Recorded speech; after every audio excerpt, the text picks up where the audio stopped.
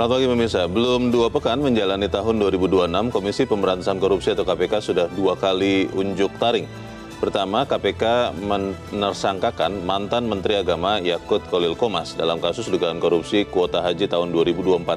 Terlepas dari anggapan kalau penetapan tersangka terhadap Yakut Khalil Qomas terlalu berlama-lama, publik tentu menyambut baik gebrakan KPK. Setidaknya KPK mulai memperlihatkan penanganan kasus itu memang berjalan ke depan, bukan jalan di tempat, apalagi mundur teratur. Pemirsa, inilah editorial Media Indonesia edisi hari ini, Senin 12 Januari 2025, dengan tema Basmi Habis Benalu Pajak. Bersama saya Leonard Samosir, dan Anda semua para pemirsa juga bisa ikut menyatakan pendapat Anda dengan menelepon nomor 0878 7880 0091 atau 0811 1921 2200. Pemirsa, pagi ini telah hadir bersama saya anggota Dewan Redaksi Media Group, Abdul Kohar. Mas Kohar, selamat pagi. Selamat pagi Bung Leo. Sehat-sehat ya Mas ya? Sehat, alhamdulillah. Kita bicara soal pajak ini, terutama dugaan penyelewengan. Ya. Kalau kita bicara pajak, pemerintahannya siapapun, kelihatannya stigma itu masih tetap menempel. Tapi pertanyaannya, dengan gebrakan KPK terakhir, apakah kita akan melihat akan ada tobat di Direktorat Jenderal Pajak atau seperti apa, Mas Kohar? Kalau dalam editorial dijelaskan bahwa selama sistem itu tidak menyentuh pada akar persoalan, pada titik itu pula sulit kita berharap akan adanya situasi atau model ya, sistem administrasi perpajakan yang solid. Selama ini reformasi perpajakan itu baru menyentuh pada hal-hal yang bersifat administratif. Belum hal-hal yang bersifat radikal gitu, mengakar pada persoalan. Nah, apa itu? Ya pada bagaimana pelaporan pajak, bagaimana sistem korteks dan seterusnya, meskipun itu bagus. Tetapi persoalan-persoalan pajak itu masih berakar pada persoalan-persoalan yang masih klasik atau lama. Misalnya apa? Tax ratio. Tax ratio kita ini nggak pernah beranjak dari angka 10. Target 11% saja susah, apalagi 15%. Jumlah orang yang harus membayar pajak dari total pembayaran pajak, begitu ya? Betul. Hanya bahkan tahun ini turun bila dibanding tahun 2025 itu turun bila dibandingkan dengan 2024. 9, sekian persen, sementara 2024 10,7%. Nah, apa itu artinya? Kita menghadapi situasi yang dari waktu ke waktu itu berputar-putar di situ terus. Apa? Aparat pajak yang nakal, tax ratio dan seterusnya. Nah, dalam konteks yang dilakukan oleh KPK kali ini, ya ini sebetulnya kian menguatkan urgensi perlunya undang-undang perampasan aset. Dengan adanya undang-undang perampasan aset, lalu model-model misalnya ada revisi undang-undang KPK yang menyentuh pada illicit enrichment, itu pengayaan tidak sah. Jadi bagaimana orang bisa diselidiki kekayaan harta kekayaannya berlipat gandanya ini karena apa? Benar atau tidak, sah atau tidak. Nah, ini dengan cara-cara seperti itu, reformasi, kemudian ada bahkan aturan yang betul-betul diubah, maka baru bisa. Apakah memang kita akan bisa mendapatkan sistem pajak yang mendekati sempurna begitu ya, yang bisa menekan kong kali kong seperti ini? Kita akan bahas itu, Mas Kohar. Dan pemirsa, nilai editorial Media Indonesia untuk hari ini, Senin 12 Januari 2026, Basmi Habis Benalu Pajak.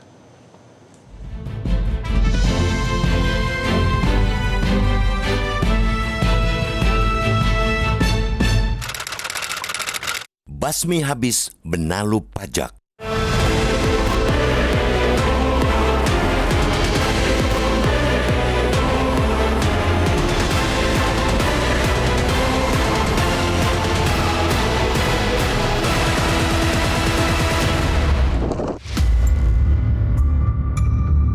Belum 2 pekan menjalani 2026, Komisi Pemberantasan Korupsi KPK sudah 2 kali unjuk taring. Pertama, KPK menersangkakan mantan Menteri Agama Yakut Khalil Qomas dalam kasus dugaan korupsi kuota haji tahun 2024. Terlepas dari anggapan kalau penetapan tersangka terhadap Yakut Kholil Qomas terlalu berlama-lama, publik tentu menyambut baik gebrakan KPK. Setidaknya, KPK mulai memperlihatkan penanganan kasus tersebut memang berjalan ke depan, bukan jalan di tempat, apalagi mundur teratur. Setelah itu, KPK menjadikan 4 pegawai Direktorat Jenderal Pajak Kementerian Keuangan sebagai tersangka lantaran dugaan pengurangan nilai pajak perusahaan tambang. Kita patut mengapresiasi keberanian KPK. 2 langkah itu memberi sinyal bahwa lembaga anti rasuah tersebut sedang mencoba mengembalikan marwahnya. KPK masih layak memegang papan nama sebagai lembaga yang memberantas tindak pidana korupsi. KPK tentu belum bisa berpuas diri karena masyarakat sudah enggan terjebak dalam euforia penangkapan. Publik sudah ogah terpukau pada drama penggerebekan semata. Sebab penegakan hukum pada hakikatnya bukan gegap gempita OTT semata. KPK jangan sampai hanya galak saat menyergap, tapi lemah saat penyidikan. Publik tidak ingin melihat kasus yang dimulai dengan dahsyat, namun layu diam-diam. Sebagaimana penerbitan surat perintah penghentian penyidikan SP3 terhadap mantan Bupati Konawe Utara Sulawesi Tenggara Aswad Sulaiman dalam kasus suap izin usaha pertambangan nikel. Melalui SP3 yang diterbitkan pada 17 Desember 2024, KPK menghentikan penyidikan kasus dugaan korupsi dan suap yang sempat menjadikan Aswad sebagai tersangka sejak 2017. Jangan sampai terjadi lagi penanganan kasus berjalan di tempat hingga melewati masa kedaluarsa. Integritas KPK dipertaruhkan untuk membuktikan penyidikan mereka tidak bisa diintervensi oleh kekuatan politik maupun ekonomi. Tanpa integritas, KPK hanya menjadi papan nama tanpa makna. Harus diakui, KPK tidak bisa memikul beban pemberantasan korupsi sendirian. Komitmen lembaga peradilan menjadi krusial. Hakim sebagai benteng keadilan juga harus memiliki frekuensi yang sama dalam memandang korupsi sebagai kejahatan luar biasa. Jangan lagi memberi diskon hukuman bagi koruptor. Selain itu, pemerintah juga harus segendang sepenarian. Jangan terlalu rajin berbaik hati memberikan pengurangan hukuman terhadap pencoleng uang negara. Aparatur negara yang korup sejatinya tidak sekadar merugikan keuangan negara. Mereka juga mengkhianati mandat kewenangan juga kepercayaan publik terhadap negara. Sepatutnya lah mereka diberikan standar berkelakuan baik yang berlipat ganda jika dibandingkan dengan warga binaan lainnya untuk memperoleh hak remisi. Sebagaimana penangkapan pejabat maupun pegawai pajak jelas semakin melukai hati masyarakat. Institusi yang menjadi tulang punggung penerimaan negara ternyata masih dihuni oleh benalu dan parasit. Aparat yang mestinya mengawal malah mencoleng uang rakyat yang semestinya bisa digunakan oleh negara. Mereka-mereka lah yang hanya menumpang hidup di Ditjen Pajak dan memanfaatkan sistem demi keuntungan pribadi tanpa berkontribusi positif, bahkan lebih banyak merusak. Kemenkyu juga tidak perlu berdalih di balik kata oknum. Karena kejadian yang berulang dengan modus yang mirip-mirip dengan mengakali nilai pajak dan restitusi pajak yang harusnya dibayar oleh wajib pajak sudah beberapa kali terjadi. Itu artinya tak patut bila disebut sekadar oknum. Jelas ada yang salah dengan sistem pengawasan dan budaya organisasi. Digitalisasi yang dijalankan selama ini terbukti belum cukup untuk mengalahkan mentalitas aparatur yang korup. Mereka kerap menyalahgunakan pengetahuan dan akses mereka untuk menggelapkan pajak dan mengakali aliran uang hasil kejahatan. Makanya, beberapa kasus yang menjerat pegawai Ditjen Pajak berawal dari temuan rekening gendut dan harta benda mereka. Sebut saja Gayus Tambunan, Bahasyim Asafi, hingga Rafael Alun Trisambodo. Sehingga pemerintah bersama DPR juga harus serius untuk melunasi janji membahas rancangan undang-undang perampasan aset. Pegawai pajak yang korup seakan sudah tidak punya rasa takut dan urat malu. Mereka hanya takut miskin. Penjara bagi mereka seakan menjadi masa istirahat sementara sebelum menikmati harta haram yang disembunyikan. Tanpa mekanisme perampasan aset, negara seakan bertarung menghadapi koruptor dengan satu tangan terikat. Perampasan aset hasil kejahatan bisa jadi senjata pamungkas untuk melumpuhkan syahwat korupsi hingga ke akarnya.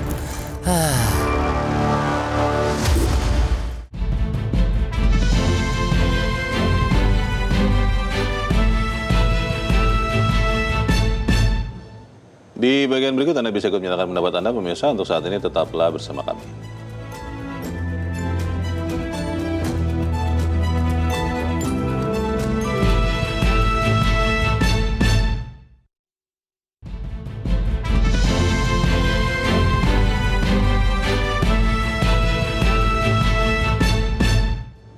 Terima kasih Anda masih bersama kami dan kita akan mendengarkan dulu Mas War pendapat dari pemirsa Metro TV. Kali ini dari Banjarmasin, Kalimantan Selatan ada Pak Tasrik Usman. Pak Tasrik, selamat pagi.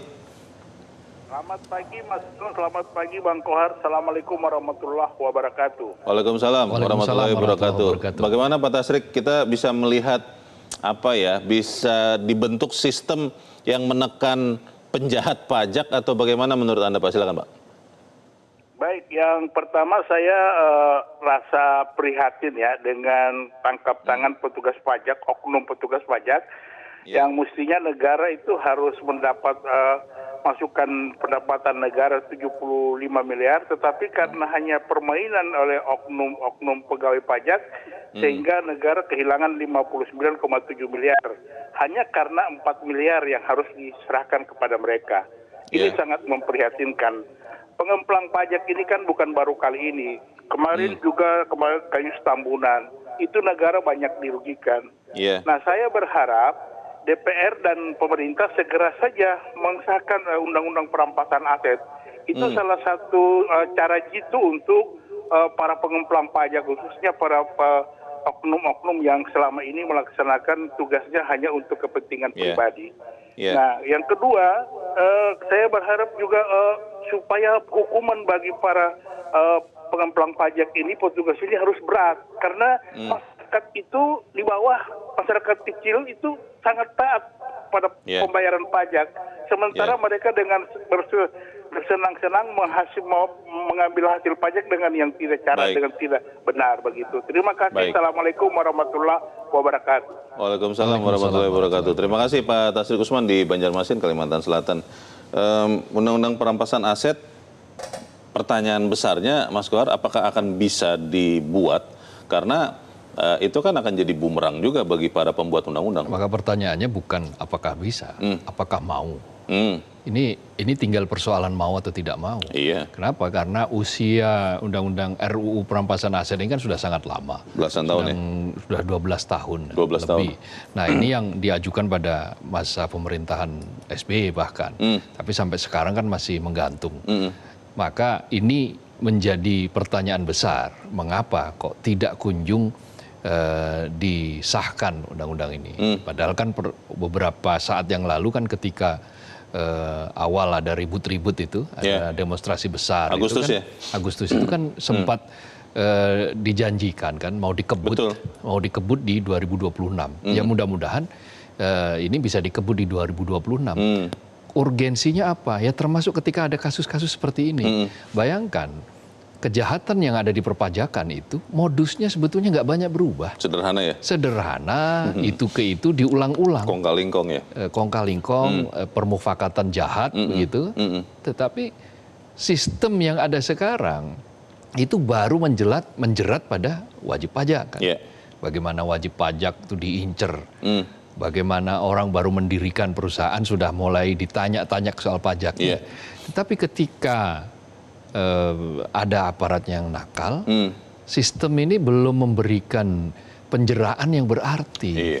Maka banyak kritik mengatakan bahwa ini hanya reformasi administratif saja.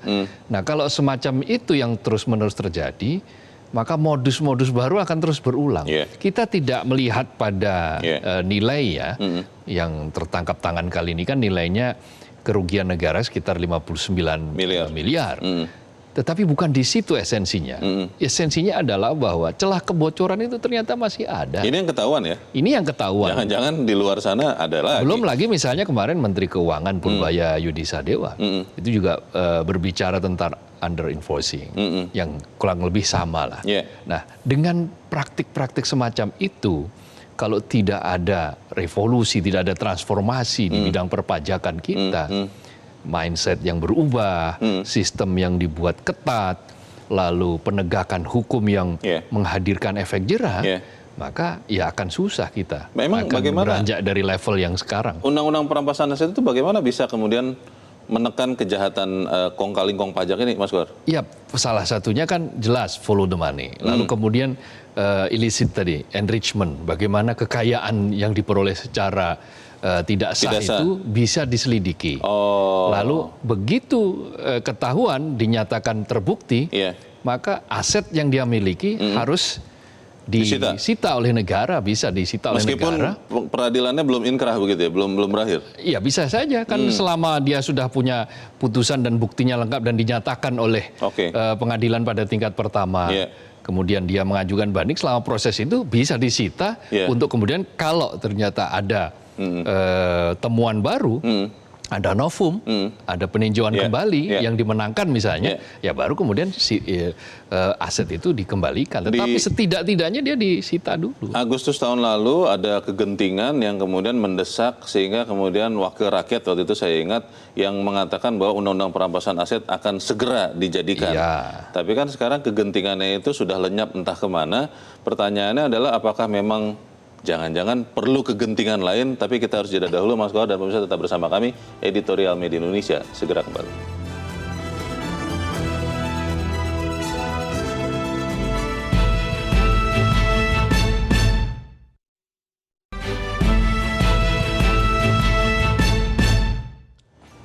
Terima kasih Anda masih bersama kami dan kita ada di bagian akhir diskusi kita pagi ini. Mas Kohar, bagaimana kita bisa mendorong pemerintah dan wakil rakyat, para pembuat undang-undang, agar ingat janjinya tahun 2026 ini kita bisa lihat undang-undang perampasan aset tidak lagi rancangan.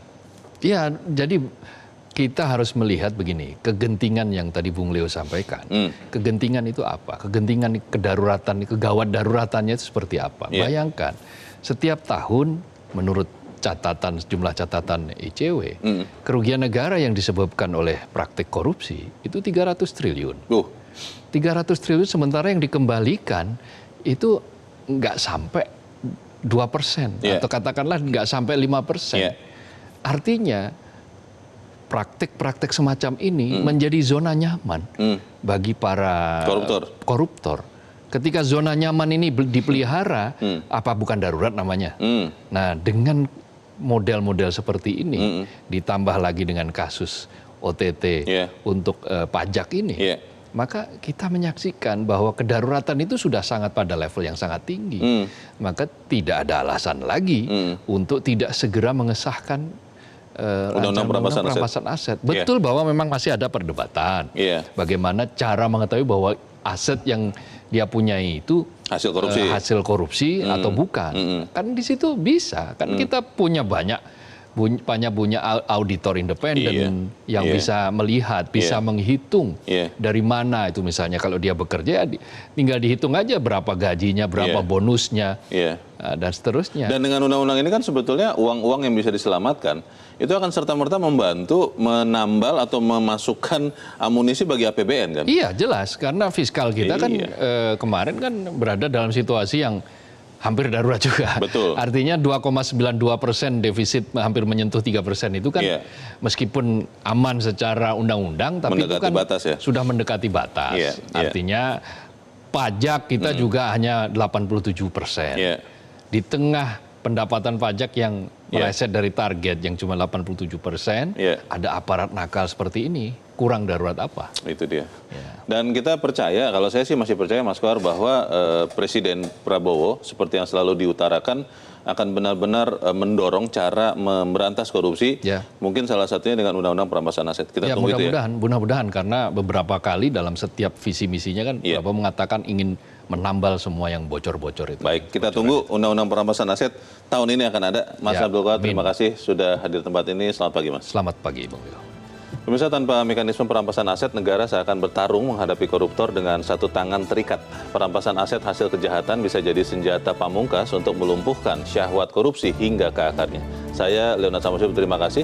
Anda sudah menyimak editorial Media Indonesia untuk pagi ini. Terus jaga kesehatan Anda, terus jaga nurani Anda. Selamat pagi, sampai jumpa.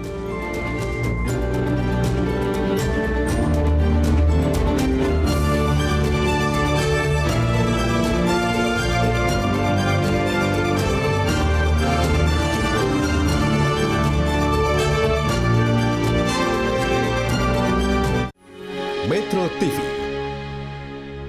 Jelajahi cara baru mendapatkan informasi. Download Metro TV Extend sekarang.